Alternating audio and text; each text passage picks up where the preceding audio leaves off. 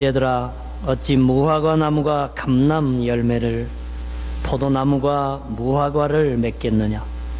이와 같이 짠물이 단물을 내지 못하느니라. 너희 중에 지혜와 총명이 있는 자가 누구냐. 그는 선행으로 말미암아 지혜의 온유함으로 그 행함을 보일지니라.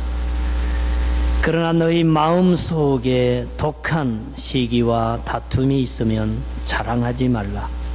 진리를 거슬려 거짓말하지 말라. 이러한 지혜는 위로부터 내려온 것이 아니요 땅 위의 것이요 정욕의 것이요 귀신의 것이니, 시기와 다툼이 있는 곳에는 혼란과 모든 악한 일이 있음이라. 오직 위로부터 난 지혜는 첫째 성결하고, 다음에 화평하고 관용하고 양순하며 긍휼과 선한 열매가 가득하고 편견과 거짓이 없나니, 화평하게 하는 자들은 화평으로 심어 의의 열매를 거두느니라. 15일에 보스턴 마라톤 대회가 열렸습니다.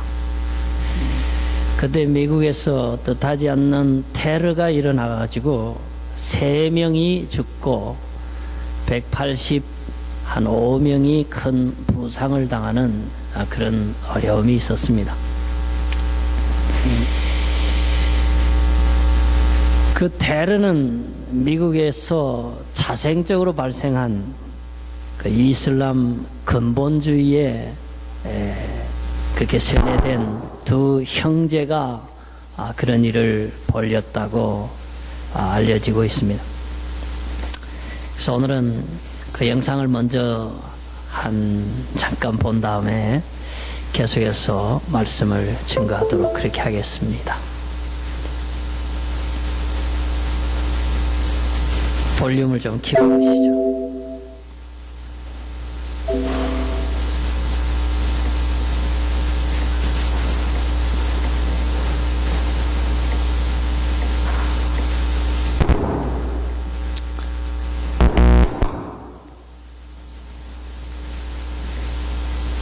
소리가 나오니까 제가 설명을 해드리죠. 제 아빠가 보스턴 마라톤 대회에 참가를 했고, 그 아내와 이제 아들, 딸들이 응원을 갔습니다. 그런데 폭탄이 터지면서 저 아들 7살짜리가 숨졌습니다. 숨졌고, 그리고 그 엄마는 머리에 부상을 입었고, 그리고 저 말틴의 동생 여자아이는 발목이 잘려 나갔습니다. 지금 아나운서가 그런 얘기를 전달하고 있는 것입니다.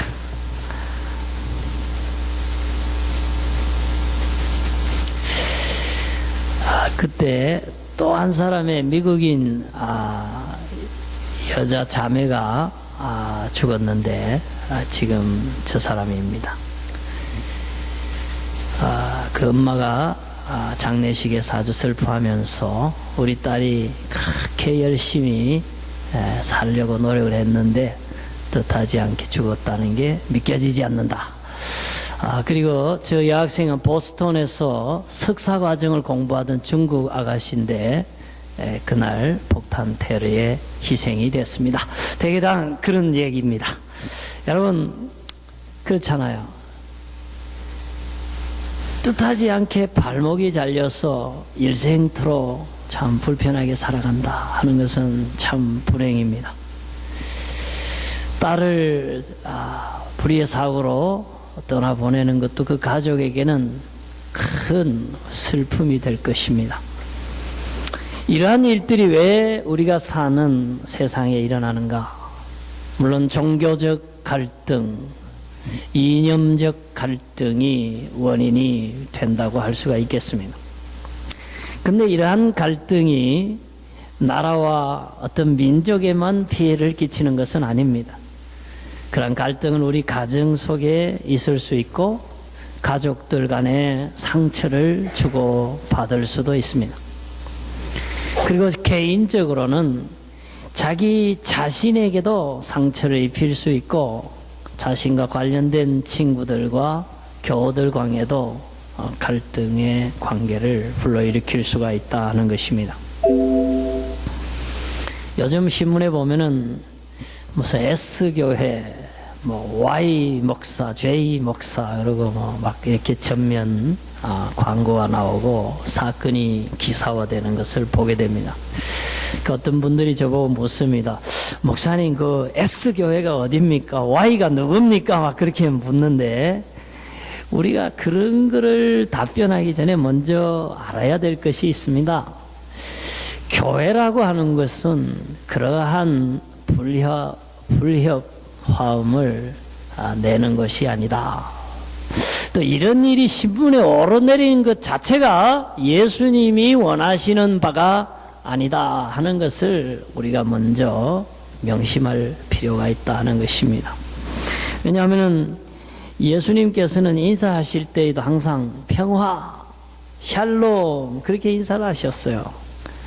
그래서 제가 그 대학생 때에 CCC를 했는데 거기서는 인사가 샬롬이에요. 평화. 그래서 만나면 늘 샬롬 했는데 지금도 아주 인상 깊게 남아있어요. 여러분 한번 해보실래요? 샬롬.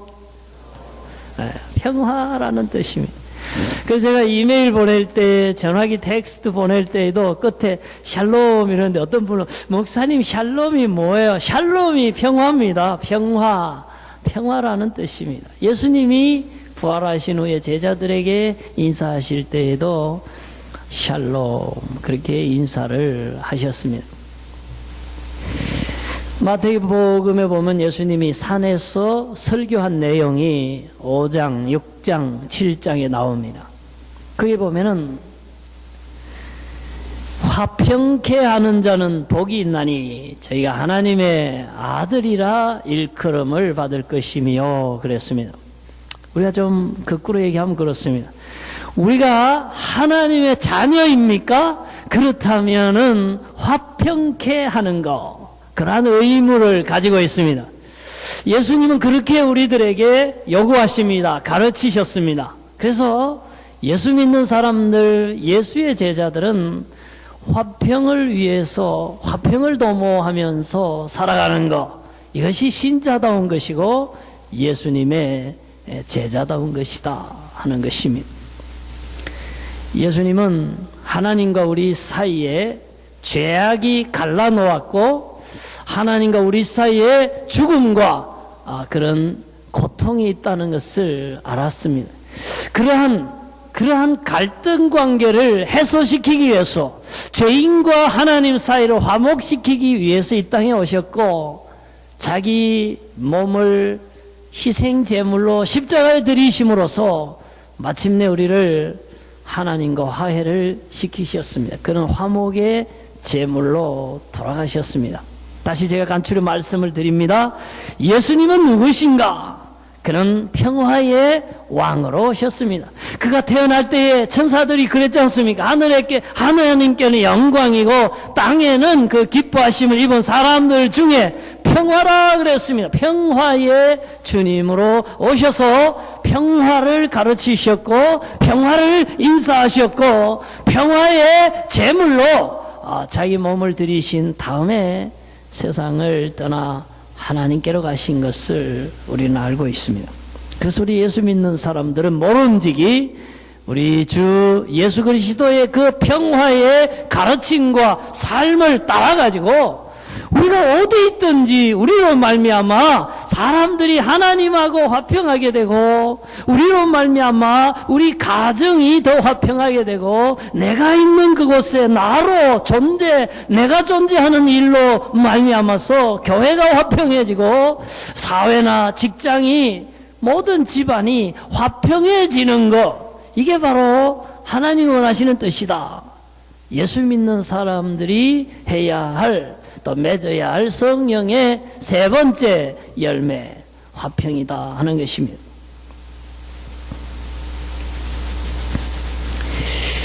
카나다 사람인데요, 이 캐톨릭 쪽이나 개신교 쪽에 다 이렇게 존경을 받는 그 장 바니에라는 사람이 있습니다. 이 사람이 이제 퀘벡 몬트리올에서 뭘 했나 하면은 그 좀 정신적인 장애가 있는 사람들, 좀 모자라는 사람들을 두 사람을 입양을 해서 같이 살았어요. 왜냐하면은 잘나고 돈 많고 건강하고 이런 사람들한테는 사람이 모이는데 좀 모자라고 지능이 떨어지고 혼자 살기 힘든 소외된 사람들은 잘 돌보지 않으니까 이런 사람들을 좀 돌봐야 우리 사회가 따뜻해지지 않겠는가. 또 우리 크리스찬들이 그런 일들을 해야 난 크리스찬하고 다른 거 아닌가 해서 장바니에가 그런 정신지체 장애자를 데리고 함께 살기를 시작했어요. 근데요, 그런 일들이 점점점 호응을 얻으면서 지금은 세계 한 50여 개국에 그런 장애우를 돌보는 같이 사는 공동체가 생겨났습니다. 근데 그분이요, 그런 책을 썼어요. The Skill of Peace. 평화의 기술. 그 어떻게 우리가 사람들끼리 평화롭게 살 수 있는가? 그런 그 책에서 여러 가지 얘기를 하면서 제 눈에 아주 이렇게 감동적으로 다가오는 대목은 그거예요. 사람들 사이의 평화는 먼저 갈등이 생기지 않도록 예방하는 데서 오고, 그래도 갈등은 생기지만 먼저 그 갈등을 해소하는 데에서 평화가 구축될 기반을 마련한다. 그리고 그 갈등의 해소는 먼저 찾아가서 사랑하고 용서를 베풀 때에 갈등은 해소될 수 있고, 이러한 일들이 평화로 가는 길을 만든다. 장 바니에가 그런 얘기를 했습니다. 사실 그런 것 같습니다. 우리가 마음속에 혹은 가정에 혹은 교회에 갈등이 존재하고 그 갈등으로 말미암아 아픔이 있고 고통이 있으면 우리가 평화를 얘기할 수가 없습니다. 먼저 그러한 문제를 내 마음속에서 우리의 관계 속에서 해소할 때에 참된 평화가 구축될 수 있는 길이 마련되는 것입니다. 저는 예수님을 생각해 봅니다. 예수님은 갈등을 겪었을까? 제자들하고 갈등이 있었을까 생각해 봅니다. 여러분은 어떻게 생각하셔요? 저는 있었다고 봅니다. 언제? 예수님이 곧 재판받을 그 무렵에 있었다고 봅니다. 심각한 갈등이 있었다고 봅니다. 왜냐하면 제자들이 찾아와서 그랬지 않습니까? 예수님, 우리는요 절대로 주님을 버리는 일이 없을 것입니다. 베드로는 장담했습니다. 내가요 죽었으면 죽었지 주님을 배반하지 않을 겁니다. 다들 제자들이 그렇게 맹세했습니다. 근데요, 예수님이 그 대제사장 가야바의 집에서 재판받을 때에 예수님 면전에서 죽어도 변절하지 않겠다는 그 베드로가 예수를 모른다 그랬어요. 그것도 3번 모른다 그랬어요. 그러고도 십자가에 못 박히니까 다 흩어지고 예수님이 부활하시고 그 모습을 보았음에도 불구하고 베드로는 나는 이제 내 원래 직업으로 돌아갈란다 이러고는 갈릴리 바다로 가서 물고기를 잡고 있었습니다. 예수님 입장에서 볼 때 얼마나 이 섭섭한 일이잖아요. 우리가 예수님 입장에 있었다면 어떤 생각이 들었을까요? 야, 이 거짓말쟁이들 배신을 안 하고 그러더니 그래 내 눈앞에서 모른다고 말을 해. 그래 어떻게 베드로 지가 그렇게 얘기할 수 있어? 언제는 말이야 내가 왕이 되면 정성자리 달라고 막 다투고 막 그래사더니 말이지. 야, 이 사람들 정말 해도 너무하네. 사람을 낚는 어부가 되라 그랬는데 다 버리고 세속으로 돌아가다니 얼마나 섭섭하려고 생각하면 섭섭할 수 있잖아요. 그런데 우리 주님이 제자들이 배신하고 떠나간 그 바다로 찾아갑니다. 어느 날 아침에 고기잡이 하는 제자에게 찾아오십니다. 따뜻한 떡을 구워놓고 생선도 구워놓고 아침상을 마련해놓고 같이 먹자고 식사로 초대합니다. 그리고는 베드로에게 묻습니다. 네가 나를 사랑하느냐? 그렇게 묻습니다. 그래서 베드로가 주님이 찾아오신 거 감사하기도 하고, 자기가 주님의 면전에서 주님을 모른다고 부인했던 거 죄스럽기도 하고, 이렇게 사랑을 베풀면서 아침 조반을 차려주면서 사랑을 보여주면서 사랑하느냐 물으니까 너무 감격해서 주님, 제가 주를 사랑하는 줄 주님이 아십니다. 쉽게 말하면 주님, 제가 사랑합니다. 자, 주님처럼 아가페로는 사랑하지 못하지만 그래도 저 필레오로 주님 사랑합니다. 그렇게 고백을 하고 다시 관계가 회복되어져서 베드로는 다시 제자가 되고 다시 예루살렘에 나타나서 사도가 되고 교회를 세우고 마지막에는 그가 십자가에 거꾸로 못 박혀 로마에서 죽을 때까지도 충성을 지키며 주님의 영광을 위하여 사도로 제자로 살았던 것을 기억합니다. 그래서 다윗과 요나단이 그 장면을 생각하면서 찬송 부른 거 있잖아요. 요한의 아들 시몬아, 네가 다른 사람들보다 나를 더 사랑하느냐 하고 주님이 물으셨네. 그때 나는 주께 대답했네. 내가 주를 사랑한다고.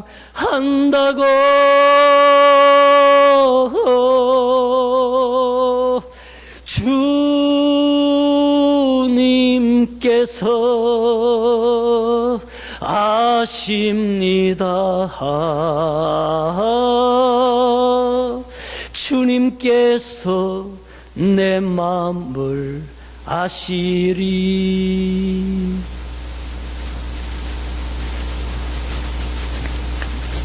그래서 관계의 회복, 갈등의 해소는 우리 예수님께 정답이 있습니다. 우리가 아무리 노력을 하지만 우리 부족합니다. 우리 사람입니다. 실수가 있습니다. 관계가 소원해질 때가 있습니다. 그러나 그 갈등을 넘어서서 평화를 구축하기까지 누가 이 갈등을 매듭을 풀어야 하는가? 예수님의 마음을 가지고 예수님처럼 살아가는 사람이 푸는 것입니다. 예수님이 제자를 찾은 것처럼 찾아가는 것입니다. 예수님이 조반을 차려준 것처럼 나에게 섭섭함을 안겨준 그 사람에게 여전히 사랑을 베푸는 것입니다. 그리고는 내가 너를 사랑하는 것처럼 너도 나를 사랑하느냐. 그래서 서로의 사랑을 확인하면서 관계가 회복되어져야 되는 것입니다. 사랑하는 성도 여러분, 여러분 가정에 혹시 갈등이 있습니까?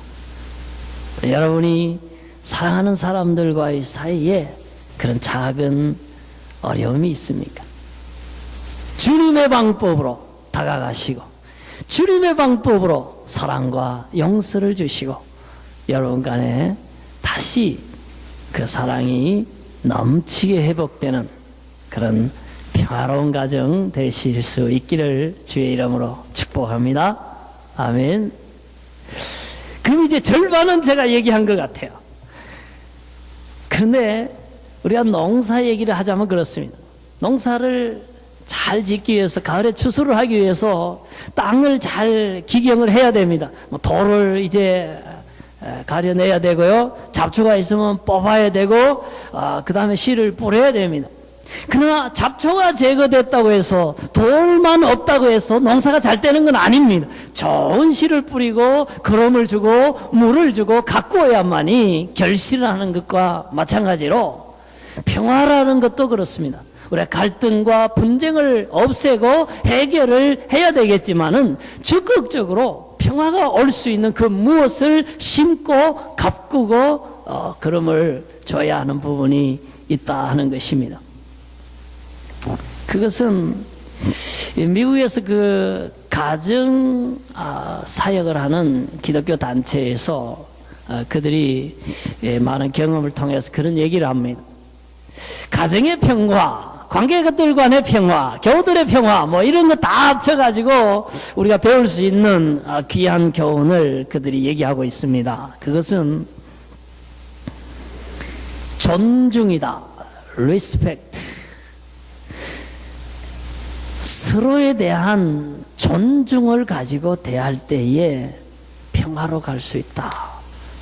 그래서 조금 설명이 필요합니다. 사랑하는 마음을 담아서 관계들을 유지하는 것, 또 상대를 인정해주고 또 상대를 믿어주고 상대를 격려하는 이런 모든 것 안에 리스펙트라는 말로 담아낸다면은 바로 그러한 존중을 가지고 서로를 대할 때에 평화의 길로 나아갈 수 있다 하는 얘기들을 하고 있습니다.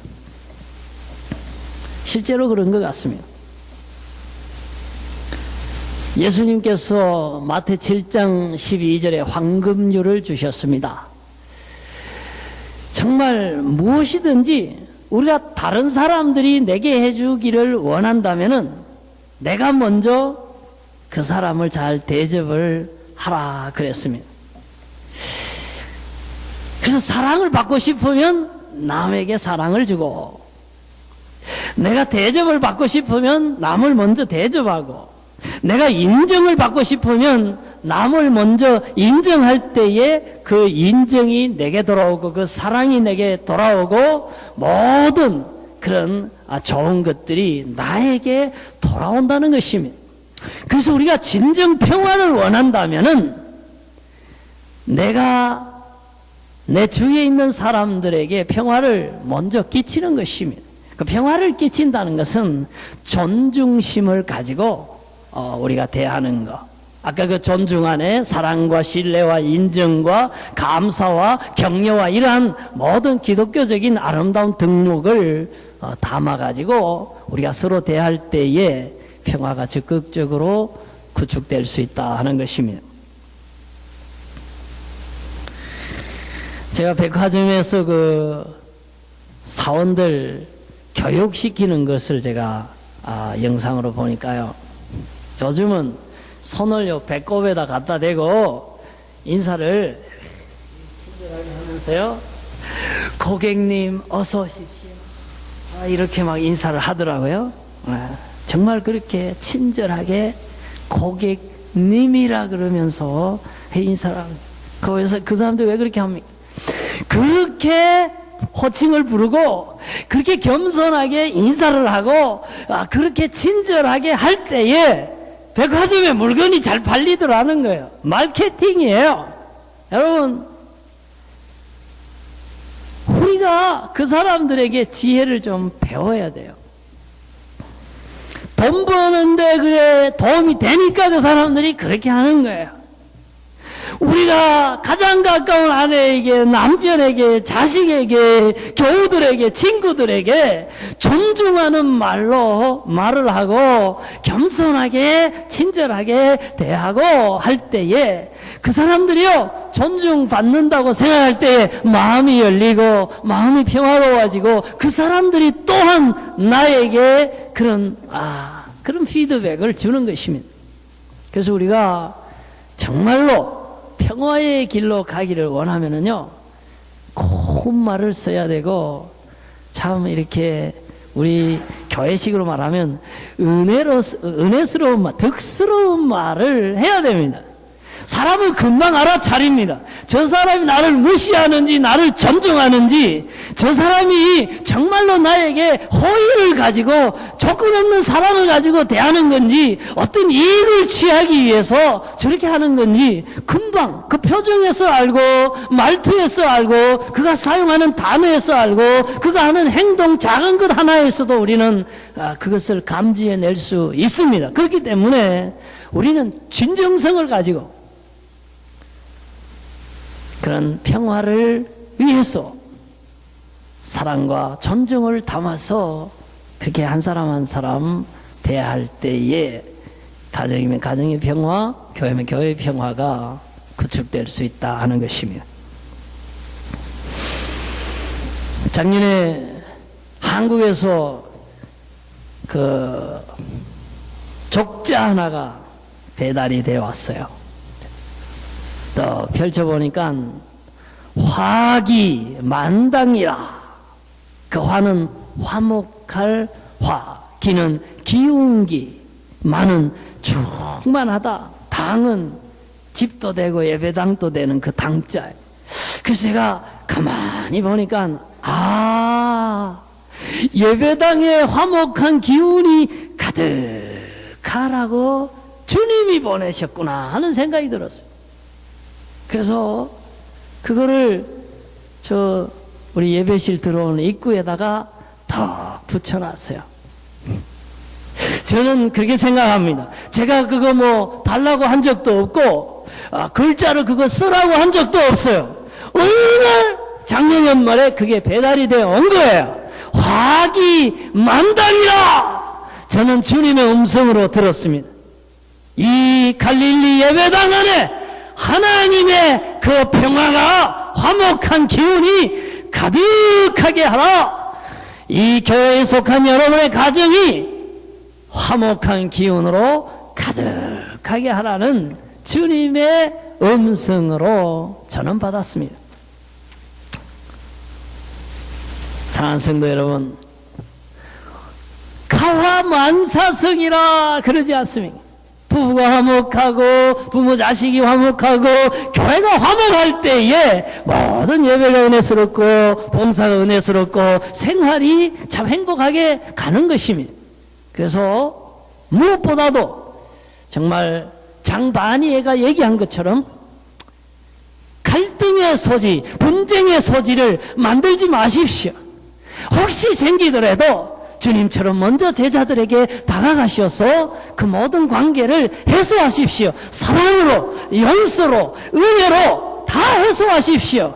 그리고 계속해서 인정해주고 존중해주고 사랑해줌으로써 그런 평화를 만들어가는 사람으로서, 화평케 하는 사람으로서, 하나님의 아들로서, 그런 피스메이커로서 여러분 때문에 가정이 화목하고, 여러분 때문에 교회가 화목하고, 여러분이 가는 곳에 주님의 평화가 임하시는 놀라운 축복이 있기를 주님 이름으로 축원합니다. 여러분 심령의 가정에, 우리 교회에 화기 만당하시기를 주님 이름으로 축복합니다. 아멘. 그래서 제가 이 성 프란시스코가 평화의 기도, 참 그 기도문이 아름답지 않습니까? 너무나 은혜롭지 않습니까? 그래서 그 성가단이 부른 거를 제가 하나 준비를 했어요. 우리가 보면서 뭐 나지막이 따라 하셔도 좋고요. 그리고 그냥 입술로 기도를 같이 해도 좋을 것 같습니다. 마지막에 자기를 온전히 줌으로써 영생을 얻기 때문이니, 그거는 좀 교리적으로 아닌 것 같아요. 자기를 온전히 줌으로써 평화를 얻기 때문이니, 막 그렇게만 바꾸면 한다는, 다 좋을 것 같습니다. 볼륨을 좀 많이 키워주시오.